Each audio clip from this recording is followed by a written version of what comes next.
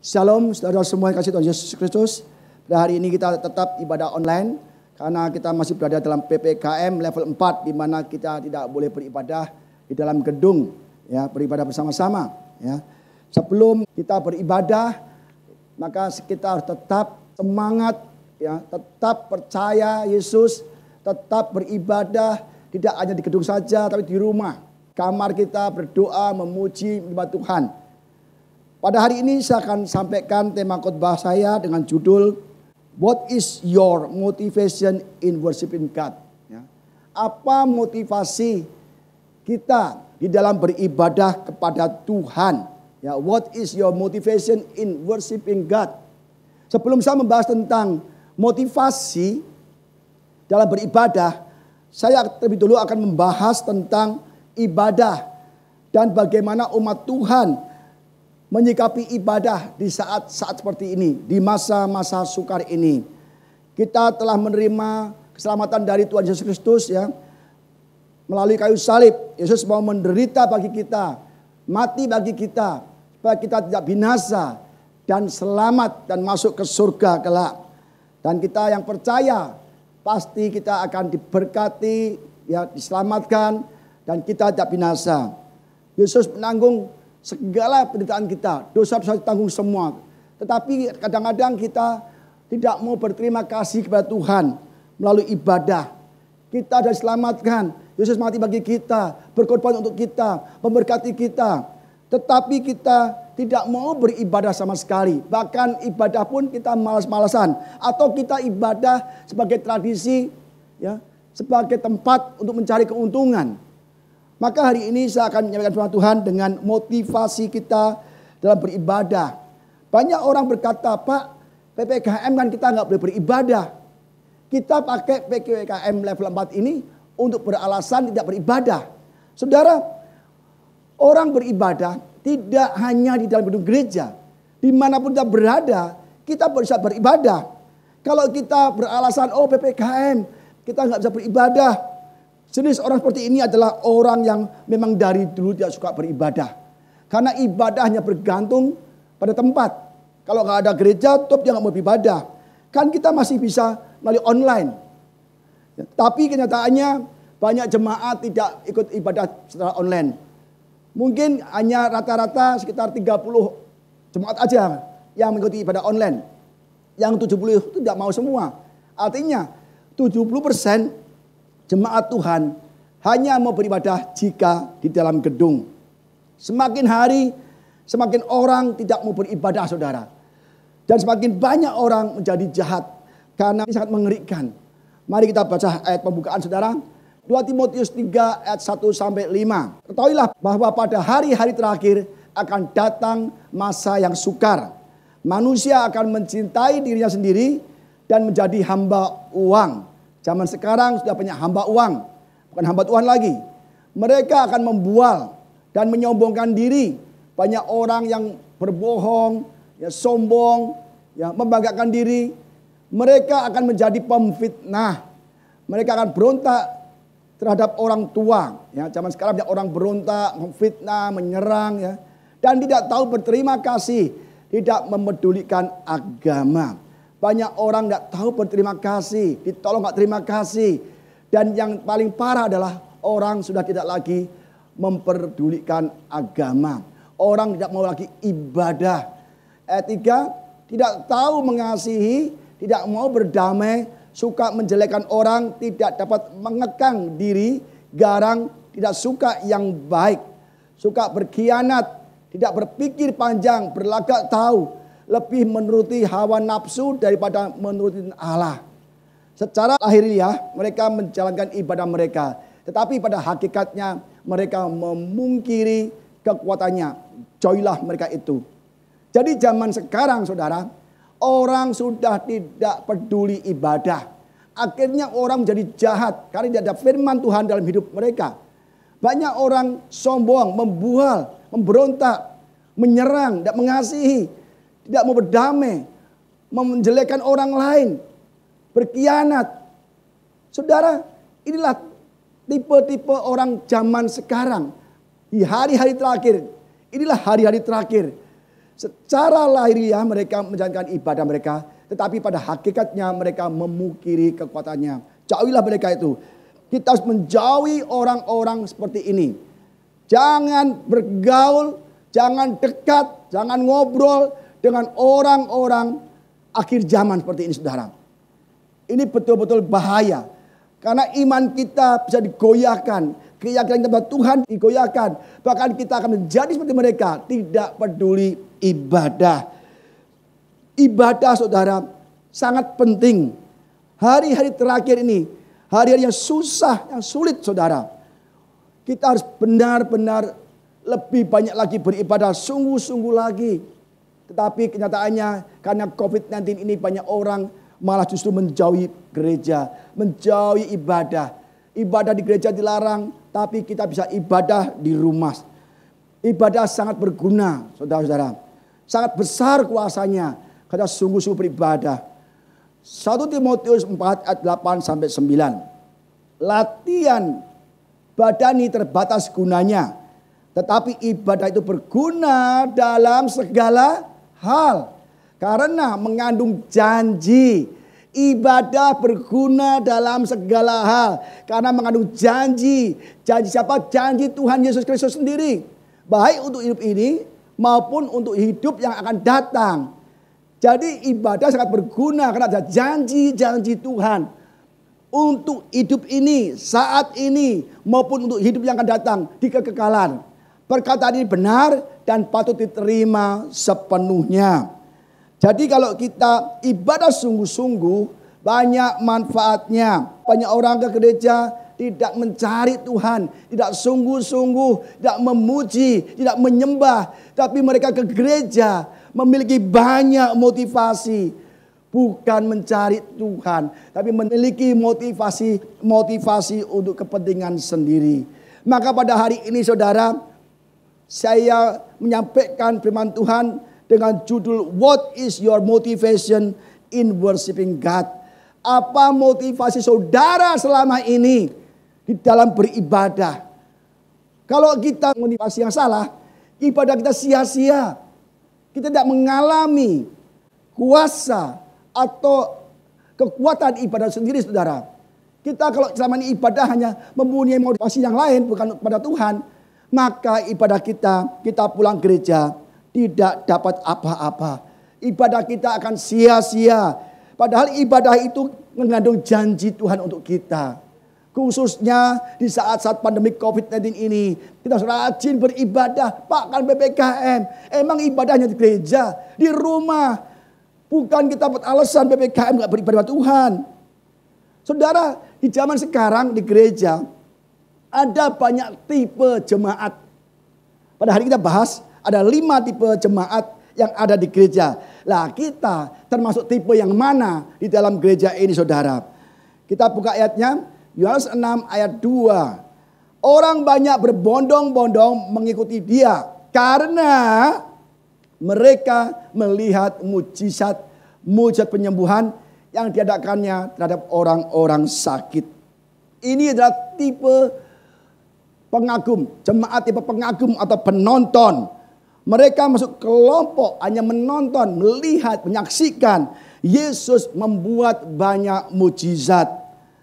Jadi kemanapun Yesus pergi, mereka mengikuti. Untuk apa? Untuk melihat mujizat penyembuhan. Melihat mujizat Tuhan Yesus membuat orang sakit. Orang lumpuh berjalan, buta melihat. Tipe jemaat pengagum atau penonton ini sangat banyak di gereja-gereja. Mereka mengagumi, ya, suka hadir di gereja. Kalau yang khotbah pendeta terkenal, ya, pendeta yang keren, yang berkhotbah, atau mungkin kita mencari pendeta yang ngomongnya enak, pengagum, atau kita suka di gereja yang mewah, sound system bagus, lampunya gemerlapan, yang gede, mewah, dan kita kagum, kita menyaksikan gedung itu, menikmati gedung itu. Dan menyaksikan pendeta berkhotbah, tampang tangan, menyembuhkan. Dan kita tidak ngapa-ngapain, saudara. Kita hanya di belakang saja. Tetapi ketika kita sampai pada firman Tuhan, kita mengantuk semua. Jemaat penonton biasanya Dia hanya sukanya duduk di belakang, ya. Tidak mau memuji Tuhan. Orang tepuk tangan, kita nggak tepuk tangan. Orang sudah disuruh duduk, mungkin dia lagi main HP, ya. Jadi duduknya paling belakang, ngobrol, main HP. Kalau ada altar call, baru dia bangun melihat. Kalau ada pujian, melihat mewah begitu lampunya, mereka suka melihat keindahan. Ini tipe-tipe pengagum, ya. Jangan kita menjadi tipe pengagum atau penonton atau pelihat. Kita harus mengagumi Tuhan Yesus Kristus. Bukan mengagumi pendeta, pembicara, gedung yang megah. Maka kalau gedung itu ditutup, kita juga nggak bisa ibadah lagi, saudara. Ini tipe yang pertama. Tipe yang kedua adalah jemaat tipe pencari kesembuhan. Ada jemaat yang datangnya hanya KKR saja, saudara. Ya, Matius 15 ayat 30. Kemudian orang banyak berbondong-bondong datang kepadanya, membawa orang lumpuh, orang timbang, orang buta, orang bisu dan banyak lagi yang lain, lalu meletakkan mereka pada kaki Yesus dan ia menyembuhkan mereka semua. Jadi tipe orang ini, banyak orang datang ke Yesus meminta kesembuhan. Dia nggak datang pada Yesus, ya, percaya mengikut Yesus, enggak. Hanya minta kesembuhan. Kalau orang demikian disembuhkan, pasti dia juga akan tinggalkan Yesus. Karena motivasinya datang ke Yesus hanya untuk kesembuhan. Kita ingat 10 orang kusta, ya, minta kesembuhan. Yesus tolonglah kami. Disembuhkan, yang 9 pada tidak baik lagi. Dan tipe-tipe orang ini yang mencari kesembuhan sangat banyak di zaman sekarang, saudara. Apalagi zaman COVID-19, ya. Wah, orang udah kena COVID atau gimana. Kebanyak pendeta, kebanyak gereja hanya untuk minta didoakan supaya sembuh. Dia tidak beribadah tapi hanya minta kesembuhan. Banyak sekali, saudara. Dan ada orang yang selalu datang ke KKR hanya untuk mencari kesembuhan. Tahu datang ke gereja, ya, mencari pendeta yang dari luar negeri, yang import, yang katanya penuh urapan, yang bisa menyembuhkan. Dan akhirnya mereka datang mencari KKR di banyak gereja, saudara. Tetapi mereka yang sakit pulang tetap sakit. Kenapa? Karena mereka tidak mencari Yesus yang sebagai sumber kesembuhan. Jehovah Rafa. Mereka cari pendeta yang penuh urapan. Cari pendeta yang katanya bisa menyembuhkan banyak sakit penyakit. Saudara, itu boleh nggak salah? Boleh nggak salah. Tetapi fokus kita jangan mengandalkan pendeta bisa menyembuhkan. Fokus kita adalah mencari Tuhan, mencari Yesus, maka kita disembuhkan. Yesus telah mati bagi kita, oleh bilurnya kita disembuhkan. Pendeta hanyalah alat. Pendeta adalah hamba, saluran kesembuhan dari Yesus. Kesembuhan tetap milik Yesus. Kalau kita mencari Yesus dan segala kebenarannya, datang ke gereja, ibadah sungguh-sungguh, motivasinya cari Tuhan, maka kita akan disembuhkan, saudara. Hizkia waktu sakit, dia menangis dengan sangat, Tuhan tolong sembuhkan aku. Dengan sepenuh hati dan disembuhkan, saudara. Maka kita ibadah yang sungguh-sungguh, saudara. Ke gereja jangan punya motivasi kesembuhan, tapi mencari Tuhan sumber kesembuhan. Carilah dahulu kerajaan surga. Carilah dulu Yesus Tuhan. Ibadah dengan sungguh-sungguh dulu. Maka semuanya akan ditambahkan. Kesembuhan ditambahkan pada kita yang sakit. Kekuatan ditambahkan pada kita yang lemah. Penghiburan ditambahkan bagi kita yang stres, mikir kebutuhan sehari-hari. Mari, saudara, kita jangan menjadi tipe jemaat hanya pencari kesembuhan, hanya penonton. Jangan, saudara. Ada lagi yang tipe ketiga. Tipe jemaat tipe pencari roti. Kok ada, Pak? Ada. Ayatnya, saudara, ya.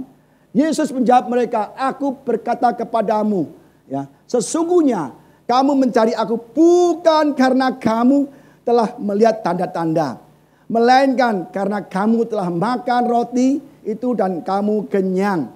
Bekerjalah bukan untuk makanan yang akan dapat binasa, melainkan untuk makanan yang bertahan sampai kepada hidup yang kekal, yang akan diberikan anak manusia kepadamu. Sebab dialah yang disahkan oleh Bapa Allah dengan meterainya. Jadi banyak orang datang ke Yesus karena telah menerima roti, makan sampai kenyang. Saudara, zaman sekarang pun banyak saudara. Orang ke gereja bukan cari Tuhan, tetapi mencari roti, mencari makanan, mencari nasi kotak. Dimanapun ada nasi kotak, dimanapun ada makanan, jemaat berbondong-bondong datang ke gereja itu saudara. Tetapi ketika gereja itu menghentikan makanan, menghentikan diakonia, menghentikan tunjangan yang lain, maka sekonyong-konyong mendadak tiba-tiba jemaat pada hilang. Ini tipe jemaat pencari roti. Ada jemaat yang punya 3-4 gereja yang menyediakan makanan saudara dan tunjangan-tunjangan lain. Jemaat seperti ini pasti Tuhan tidak berkenan. Karena mereka ke gereja bukan beribadah, memuji, menyembah Tuhan. Tapi mereka ke gereja mencari roti, mencari makanan, mencari keuangan, kebutuhan. Banyak saudara, ini akhir zaman. Orang ibadah susah, mintanya ini itu ke gereja. Mintanya gereja bisa kasih apa ke saya? Kalau nggak mau saya pindah gereja. Aneh saudara. Kita sudah diselamatkan oleh Tuhan Yesus Kristus. Kita ibadah harusnya motivasi kita dalam menyembah Tuhan. Berterima kasih, bersyukur. Kita tidak binasa, kita selamat. Dan oleh biru Yesus kita diselamatkan. Yesus berkati makanan kita, minuman kita, pakaian kita. Kita diberikan semua. Tetapi kita ke gereja aja minta macam-macam. Saya mau beribadah. Kalau gereja ini memberikan saya makanan, memberikan saya uang, memberikan ini itu. Saudara, banyak saudara. Jadi kita harus punya hati yang tulus dalam beribadah. Jangan sampai kita beribadah hanya karena makanan. Yesus berkata, bekerjalah bukan untuk makanan yang akan dapat binasa. Jangan memberikan makanan. Kita makan besok lapar lagi, makan lapar lagi. Melainkan untuk mencari makanan yang bertahan sampai kepada hidup yang kekal. Apa? Firman Tuhan. Kita mencari firman Tuhan. Bekerja mencari firman Tuhan. Belajar firman Tuhan. Berdoa, memuji, menyembah. Maka Tuhan akan disukakan. Maka kita akan diberkati secara ekonomi saudara. Banyak orang susah. Pak tidak bisa makan. Tidak bisa bayar uang sekolah. Tidak bisa bayar kontrakan. Gimana di PHK. Mereka akhirnya ke gereja-gereja. Hanya tujuannya mencari diakonia. Saudara, percayalah pada Tuhan. Karena Allahku akan memenuhi segala keperluanmu dalam Kristus Yesus. Kalau kita mencari Tuhan dan kebenarannya, maka segala kebutuhan kita akan dipenuhi Tuhan. Tidak usah punya motivasi, ya mencari makanan, mencari roti, mencari utangan, mencari teman-teman. Jangan saudara, Tuhan tidak berkenan. Maka selama ini kita harus pikir, kenapa kau ke gereja selalu kekurangan? Ke gereja kenapa kelaparan? Ke gereja kenapa tidak bisa bayar tagihan? Ke gereja kok kenapa tidak dapat apa-apa? Ke gereja kok selalu hidupnya susah, banyak masalah. Karena motivasi kita ke gereja itu semua salah. Ya. Jadi yang pertama apa? Tipe apa saudara? Pengagum penonton ya. Yang kedua tadi apa saudara? Yang ketiga mencari roti. Yang kedua tadi adalah tipe orang yang mencari kesembuhan. Yang ketiga tipe pencari roti. Ada lagi yang keempat saudara. Jemaat tipe pedagang. Wah ini sekarang lagi marak saudara. Sangat marak nih. Tipe pedagang. Banyak orang berdagang di gereja. Ya. Kita buka ayatnya saudara. Gereja dijadikan tempat berjualan. Gereja dijadikan tempat berdagang. Gereja dijadikan tempat mencari keuntungan. Gereja dijadikan tempat untuk mencari relasi. Gereja dijadikan tempat untuk menjual multilevel asuransi. Sekarang gereja adalah pasar. Tempat untuk berdagang. Dan Yesus tidak berkenan. Kita lihat ayatnya saudara. Yohanes 2 ayat 14-16. Dalam bait suci didapatinya pedagang-pedagang lembu, kambing, domba, dan merpati, dan penukar-penukar uang duduk di situ. Ia, Yesus, membuat cambuk dari tali, lalu mengusir mereka semua dari bait suci. Dengan semua kambing, lembu, domba mereka. Uang penukar-penukar dihamburkannya ke tanah dan meja-meja mereka dibalikannya. Kepada pedagang-pedagang merpati ia berkata, ambil semuanya ini dari sini. Jangan kamu membuat rumah Bapakku menjadi tempat berjualan. Yesus ke bait Allah, melihat banyak pedagang kambing, lembu, domba, merpati. Ada money changer lagi, penukar-penukar uang kan. Yesus membuat cambuk, mengusir mereka semua. Dari bait suci juga kambing doa diusir semua. Yesus marah. Kalau kita berdagang di gereja, tujuannya mencari uang di gereja, tujuannya berdagang asuransi, multi level, madu, dan segala yang kita jual di gereja tujuannya, maka Tuhan akan mengusir kita dari hadiratnya. Kita ibadah akan sia-sia. Dan uang penukar dihamburkannya ke tanah, dilemparkan ke bawah. Saudara, dan meja-meja akan dibalikkan. Kalau kita berdagang ya, di gereja atau menjadikan ibadah sebagai sarana untuk menawarkan barang dagangan kita, ingat, bisnis kita, usaha kita, dagangan kita akan dihamburkan ke tanah, akan dihancurkan Tuhan, dibalikkan oleh Tuhan. Karena saudara menjadikan rumah Tuhan, gereja Tuhan, tempat mencari uang, tempat mencari keuntungan. Ada gak? Banyak saudara, banyak sekali. Orang kalau ke gereja, biasanya kalau mereka mau jual dagangan, jual kerupuk lah, jual pakaian lah, mereka biasanya ini ya ibadahnya sungguh-sungguh, ya muji sungguh-sungguh, ya kan. Terus dia kadang-kadang memberikan kesaksian yang heboh, menyentuh hati. Setelah selesai, masih dalam ruang gereja, mereka membuka tas yang besar, mulai berdagang, saudara. Besok dia datang lagi, berdagang lagi, saudara. Lama-lama orang tahu, ini tujuannya ke gereja hanya berdagang. Akhirnya orang sudah mulai menjauhi, tidak mau beli lagi. Orang ini pindah ke gereja lain, memberikan kesaksian lagi, puji Tuhan yang hebat, menyanyi lagi di mimbar, kesaksian pujian. Orang terenyuh, mereka membuka dagangan lagi, menjual lagi. Lama-lama orang nggak beli lagi, pindah ke gereja lagi. Demikian juga orang jual asuransi ke gereja A, narik asuransi, ya ada yang beli, ada yang beli, udah nggak beli lagi, dia pindah ke gereja lagi. Yang besar-besar, yang punya gereja yang mewah, gereja yang tempatnya orang kaya-kaya, dan mereka menjual asuransi. Udah nggak ada yang beli lagi, pindah ke gereja lagi. Ini jemaat tipe pedagang, menjadikan gereja tempat untuk mencari uang, saudara.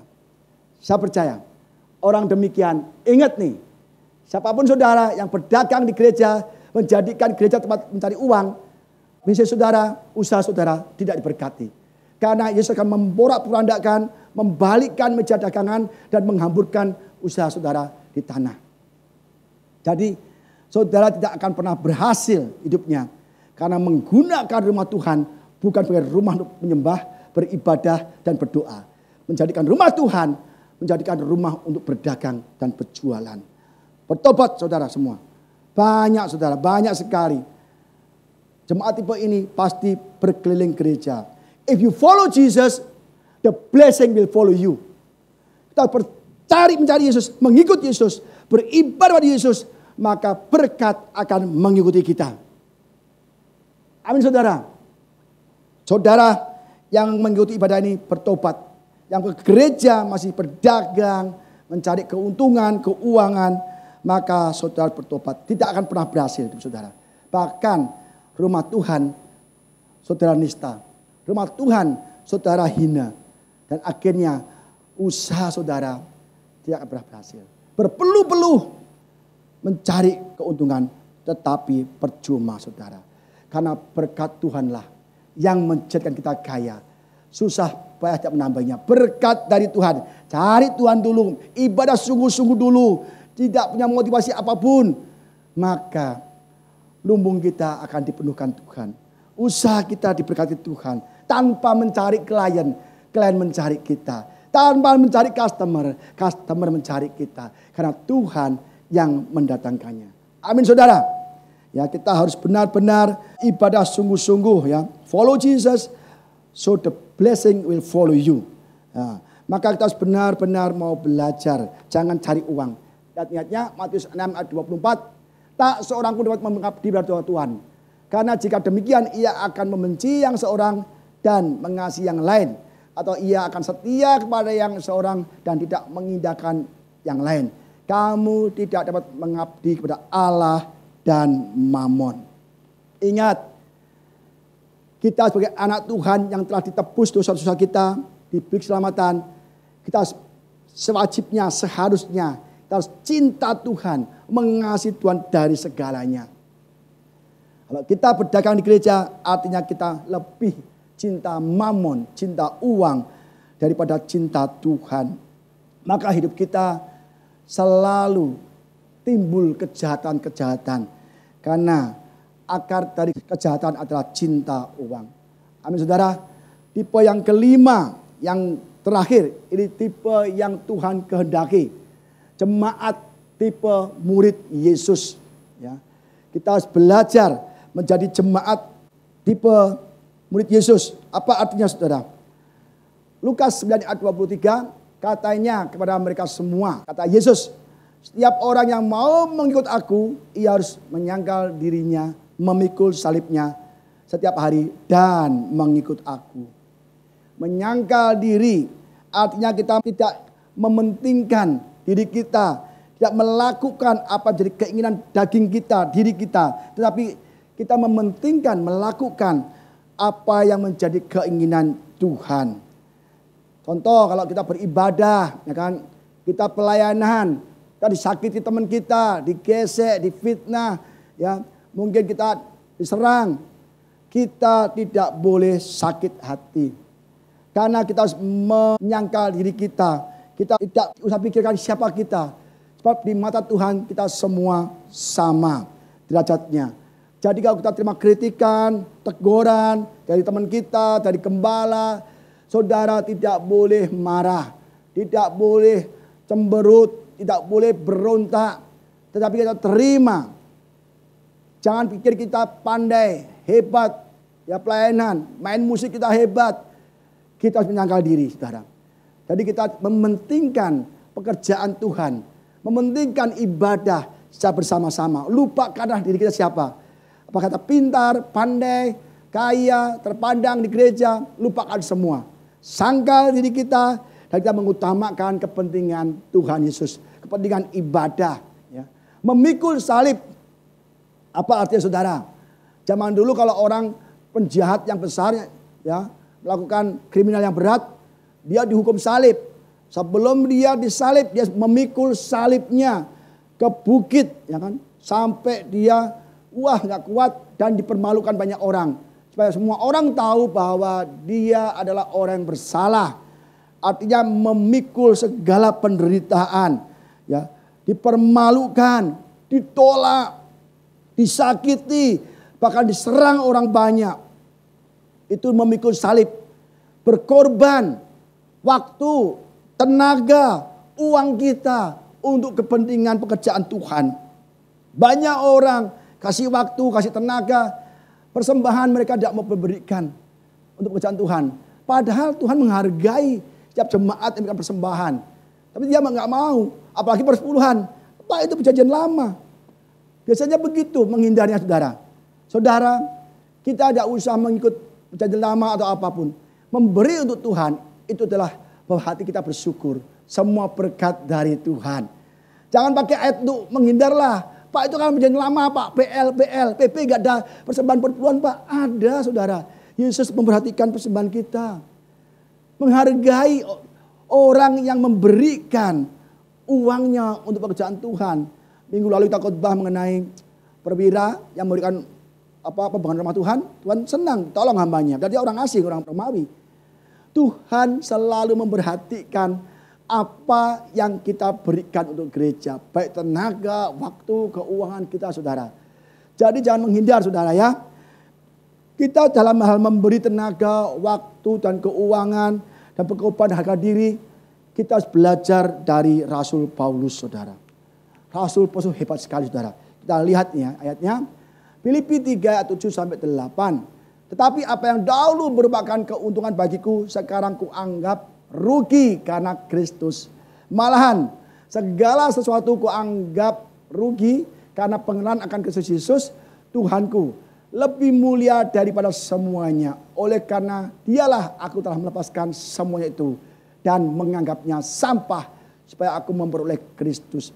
Lihat, soal memberi waktu, tenaga, keuangan, memikul salib, menderita, itu Paulus luar biasa.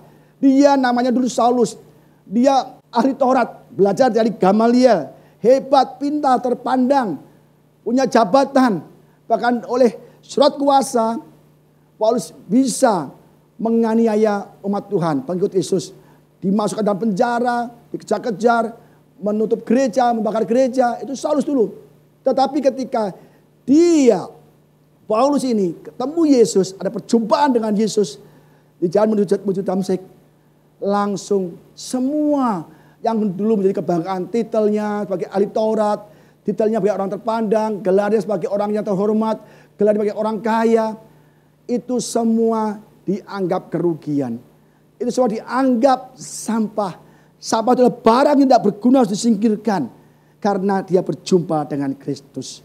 Dan Paulus itu sangat menderita. 3 kali didera. Sekali dera 39 cambukan. Kelaparan. Tergantung-gantung di laut. Digigit ular. Di penjara. Sangat banyak sekali penderitaan yang dialami oleh Paulus saudara. Semua harta, semuanya dianggap tidak ada artinya saudara. Inilah namanya tipe jemaat murid Kristus. Kita mana mau menderita untuk Kristus saudara. Zaman sekarang kalau bisa kita tuh mencari keuntungan gereja. Saudara mari kita bertobat. Kita bersama-sama bertobat. Bagi kita yang masih memandang gereja sebagai tempat untuk menonton, menyaksikan. Sebagai tempat mencari kesembuhan. Sebagai tempat untuk mencari roti, makanan. Sebagai tempat untuk berdagang. Bertobatlah saudara. Kita menjadi tipe jemaat murid Kristus. Di mana kita mau menderita, memikul salib, menyangkal diri. Dan kita mengikut Kristus. Maka saya percaya kita semua akan diberkati Tuhan Yesus Kristus. Apapun yang kita perlukan, Tuhan pasti menyediakan saudara. Jangan mencari kanan kiri. Jangan mengandalkan manusia saudara. Andalkanlah Tuhan saja. Kita datang beribadah sungguh-sungguh, menyembah sungguh-sungguh, memberikan waktu dengan sungguh-sungguh, memberikan tenaga dengan sungguh-sungguh, memberikan persembahan dengan sungguh-sungguh, dengan tulus hati. Maka apapun yang kita perlukan, Tuhan akan memberikan. Jangan sampai kita punya motivasi yang salah. Ibadah terus walaupun di tengah-tengah pandemi COVID-19. Soal ibadah kita belajar dari Daniel saudara. Daniel 6 ayat 11. Demi didengar Daniel bahwa surat perintah itu telah dibuat. Pergilah ia ke rumahnya. Dalam kamar atasnya ada tingkap-tingkap yang terbuka ke arah Yerusalem. 3 kali sehari ia berlutut berdoa serta memuji Allah. Seperti yang biasa dilakukannya. Daniel tidak kompromi dengan dunia. Tidak kompromi dengan raja. Tidak kompromi dengan semua orang. Dia hanya kompromi dengan Tuhan. Raja mengeluarkan peraturan, larangan untuk menyembah, beribadah pada siapapun kecuali kepada raja. Tetapi Daniel tetap tidak mau menyembah raja. Daniel hanya mau beribadah, menyembah kepada Allahnya saja. 3 kali sehari ia berlutut yang menyembah, berdoa dan memuji memuliakan Allahnya. Seperti yang biasa dilakukannya. Bukan hanya sekali, 2 kali. Atau mungkin Daniel beribadah hanya saat dia kepepet, menderita, ada COVID-19 misalnya kita. Tidak saudara. Daniel beribadah 3 kali sehari seperti yang biasa dilakukannya. Ternyata Daniel punya kebiasaan, punya habit. Selalu beribadah 3 kali sehari. Sujud menyembah, berdoa, memuji Allah. Waduh, hebat saudara.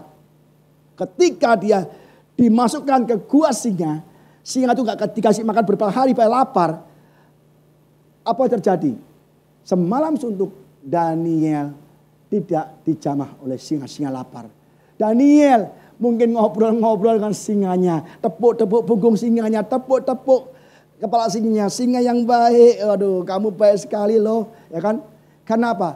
Ada malaikat Tuhan di dalam gua singa.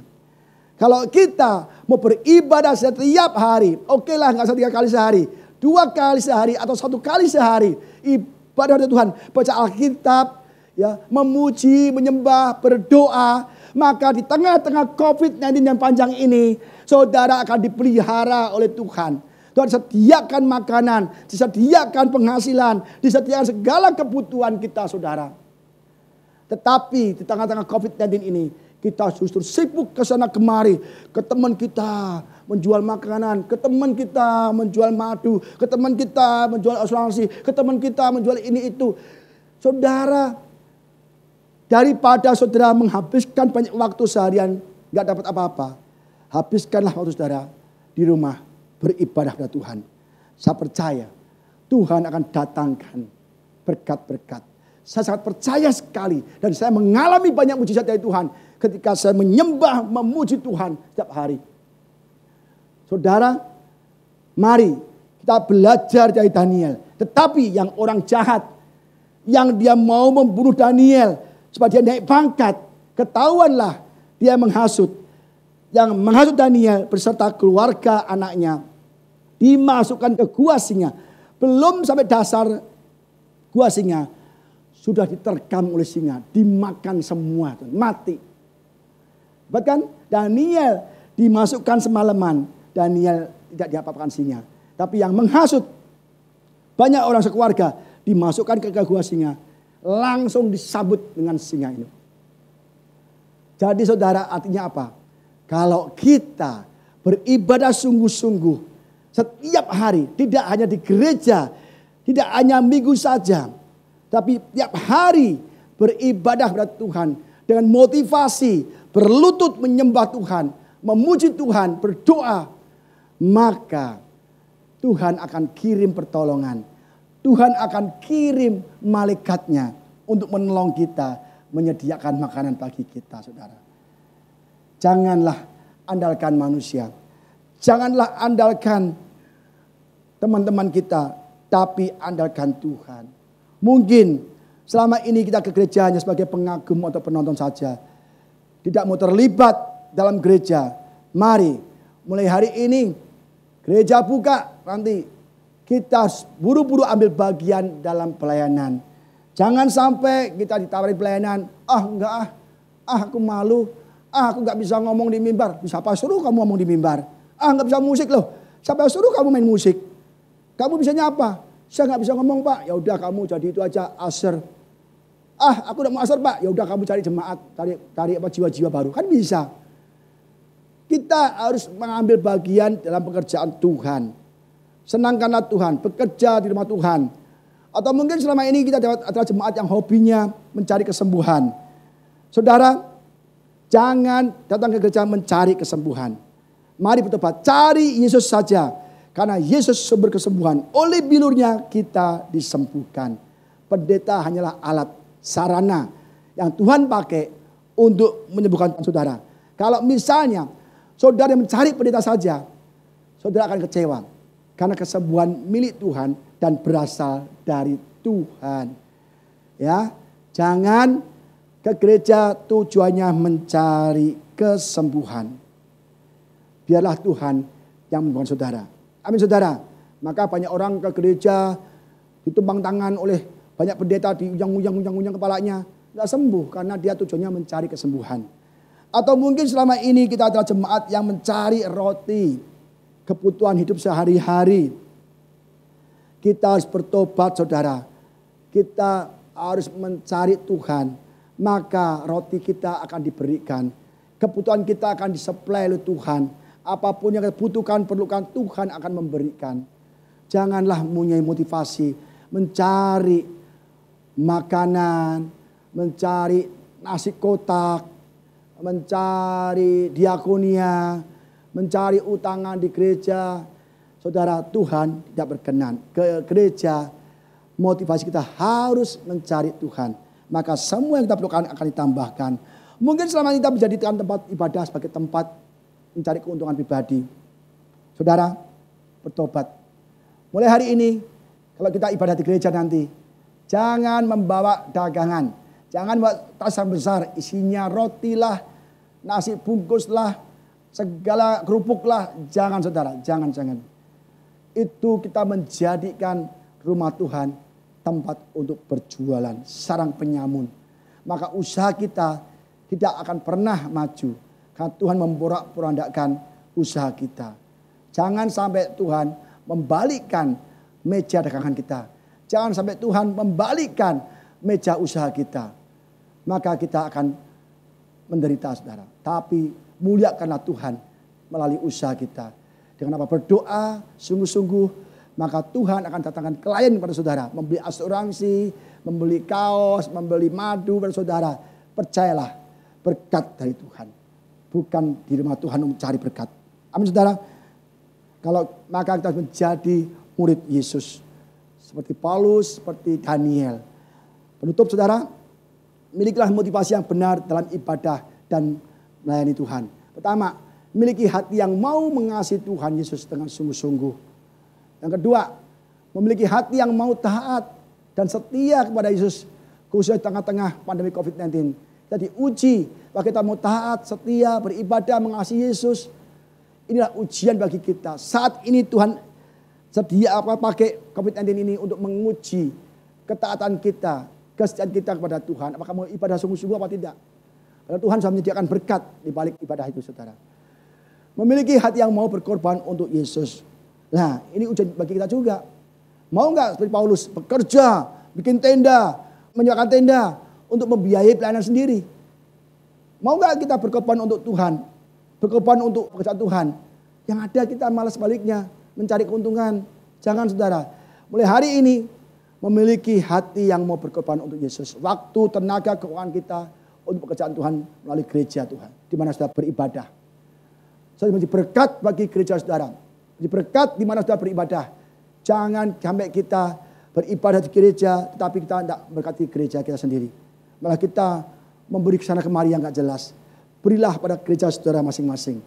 Karena saudara didoakan oleh gembala saudara, diberkati melalui gereja saudara. Amin saudara. Yang keempat, memiliki hati yang melakukan perintah agung Yesus. Mencari jiwa-jiwa untuk dimenangkan bagi Tuhan dan menjadikan mereka semua murid Yesus. Amin saudara. Mulai hari ini, mari kita harus memiliki motivasi yang benar di dalam ibadah. Apakah motivasi saudara selama ini dan beribadah? Kita telah mendengar firman Tuhan, kita sudah mendengar firman Tuhan dan kita sudah tahu semua mana yang benar dan mana yang salah.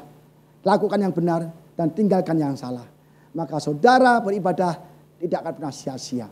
Diberkati, dikuatkan dan kita diselamatkan saudara. Amin saudara.